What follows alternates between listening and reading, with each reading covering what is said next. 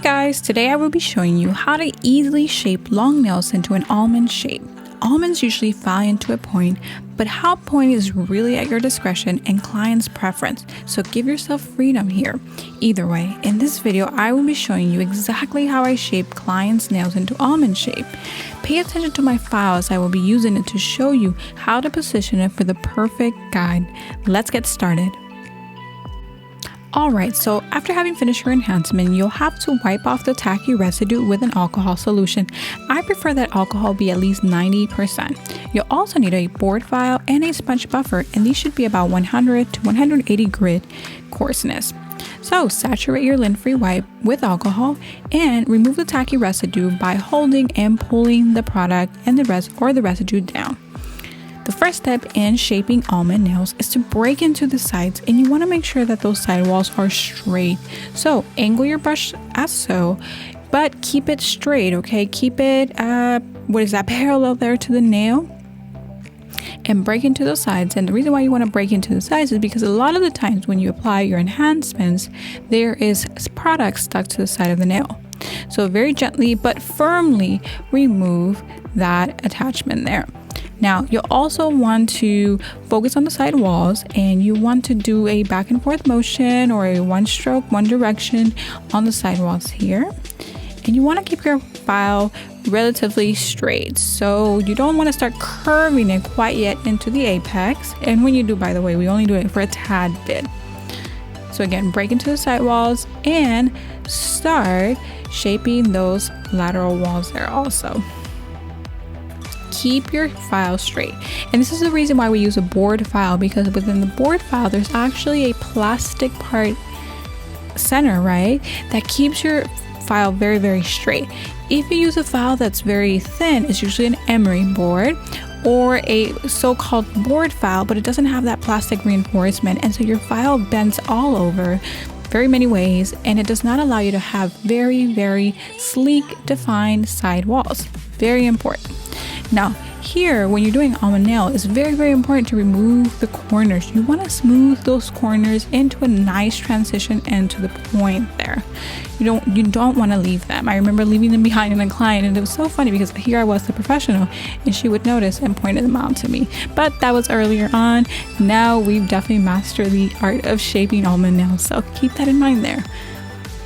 Alright, now this is an enhancement, so it does not really matter if you go back and forth, right? Saw back and forth, or in one direction. However, if this was a natural nail, you do need to keep in one direction. Alright, time to look at the overhead, and you want to match the bone of your finger, right, to the tip of the free edge there, and make sure that it aligns perfectly in a straight line. So marry the sides of that free edge, bring it to the center of that free edge, that tip there, and again, make that free edge, that tip, as pointy as you want to.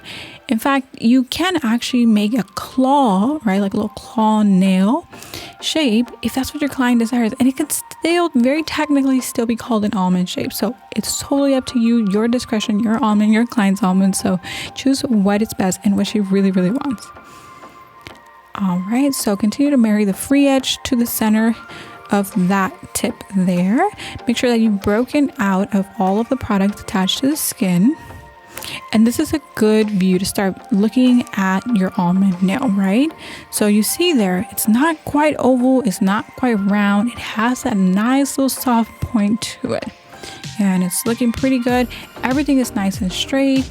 My side walls are running parallel.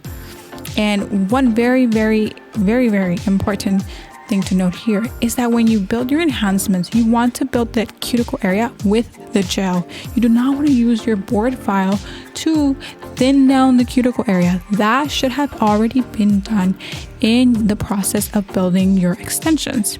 Okay, notice I don't have a big bulk of product in the center. It does not mean that my nail's not reinforced. It just means that I did not need to sculpt out this nail, because I'll tell you, with soft gel Japanese gel nail products, you actually don't need to create bulk and sculpt, excessively to get reinforcement and strength where you actually need it. So keep that in mind. And if you're not sure how to sculpt a gel extension, make sure you watch my video on soft gel extensions. Okay, I'll put a little card here for you to check out. All right, so now we want to move on to our sponge buffer. And when you use your sponge buffer, you're going to use it throughout the whole nail. And at this point, if you need to smooth out the cuticle area, you will do so using your sponge buffer. For the free edge area, you can use it to clean up and further adjust any apex, any bumps, but these are the tiniest, smallest of details that you're fixing with the sponge buffer. Gel does self level and file like butter, quite frankly, so you don't need a lot of pressure here. Again, if you need to adjust and thin out that cuticle area, you'll do so with your sponge buffer. If you have to do it with your board file, then you're going to have to go back and practice your self-leveling technique so that you get a nice thin cuticle area. We're just about finished filing here, and I just want you to see how I touch up everything and I make sure that everything's running parallel. My sidewalls are parallel, right? My board file is nice and straight, and that tip of the nail matches the tip of my bone, right? It just runs very, very smooth, very seamless, all nice and straight.